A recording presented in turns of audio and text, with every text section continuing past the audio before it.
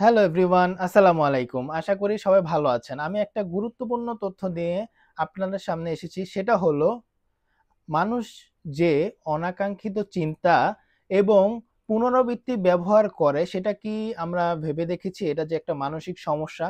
সেটা কিন্তু সে নিজেও কন্ট্রোল করতে পারে না, কিন্তু সে নিজে জানে।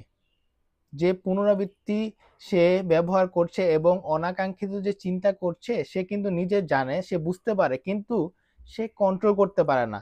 এটা একটা মানসিক সমস্যা। সেটাকে বলা হয় অবসেসিভ কম্পালসিভ ডিসঅর্ডার। এটার কারণ সম্পর্কে আমি বলবো। এটা কি কারণে হয়? যখন ডিপ্রেশন বা অ্যাংজাইটির কারণে কিন্তু ওসিডিটা হয়। এরপরে হলো যাদের ট্রমেটিক এক্সপেরিয়েন্স আছে তাদের কিন্তু ওসিডিটা হয়।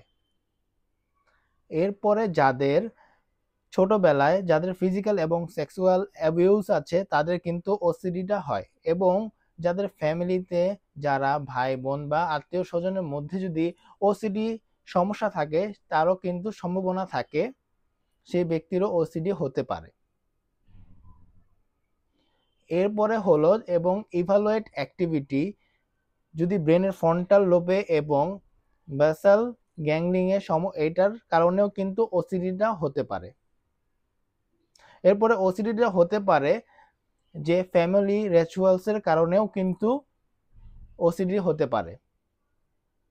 এই ওসিডিটার ট্রিটমেন্ট রয়েছে কিছু, সেটা সম্পর্কে আমি আপনাদের সামনে বলছি যে সিবিটি থেরাপির মাধ্যমে, যে কগনিটিভ বিহেভিয়ার থেরাপির মাধ্যমে কিন্তু এটাকে কন্ট্রোল করা যায় এবং বিহেভিয়ার টেকনিকের মাধ্যমেও কন্ট্রোল করা যায় এবং রিল্যাক্সেশন টেকনিকের মাধ্যমেও কন্ট্রোল করা যায়, মেডিকেশনের মাধ্যমেও কন্ট্রোল করা যায় এবং কন্ট্রোল করা যায় হলো সাইকোসার্জারির মাধ্যমেও কন্ট্রোল করা যায়। প্রথম আমি কগনিটিভ বিহেভিয়ার যে থেরাপি আছে সেটা সম্পর্কে বলি। কগনিটিভ বিহেভিয়ার থেরাপির মাধ্যমে অবসেশন এবং কম্পালশন দুইটাই কন্ট্রোল করা যায়। অবসেশনটা কন্ট্রোল করা যায় হলো যে চিন্তার স্টপিং এর মাধ্যমে, যে থট স্টপিং এর মাধ্যমে কন্ট্রোল করা যায় এবং ডিস্ট্রাকশনের মাধ্যমে কন্ট্রোল করা হয়। যে কম্পালশনটা আছে সেটাও কন্ট্রোল করা হয়। সেটা হলো যে রেসপন্সটাকে প্রিভেন্ট করার মাধ্যমে কন্ট্রোল করা হয় এবং কন্ট্রোলের এবং এক্সপোজার থেরাপির মাধ্যমে কন্ট্রোল করা হয়।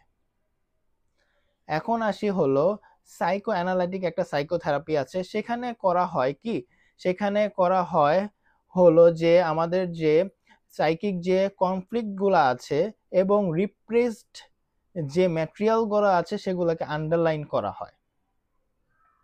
এবং আমি এখন কিছু যে রিল্যাক্সেশন টেকনিক আছে সেটা সম্পর্কে বলবো।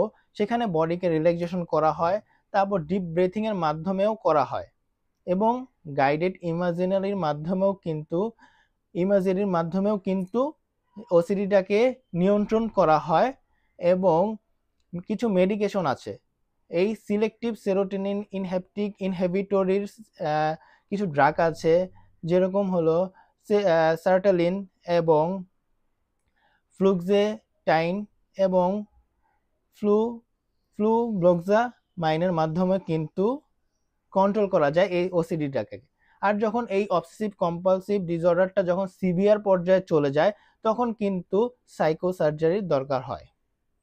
25 থেকে 30% মানুষের এই সাইকো সার্জারি দরকার পড়ে, যে যারা অতিরিক্ত অবসেসিভ কম্পালসিভ ডিসঅর্ডারে ভোগে।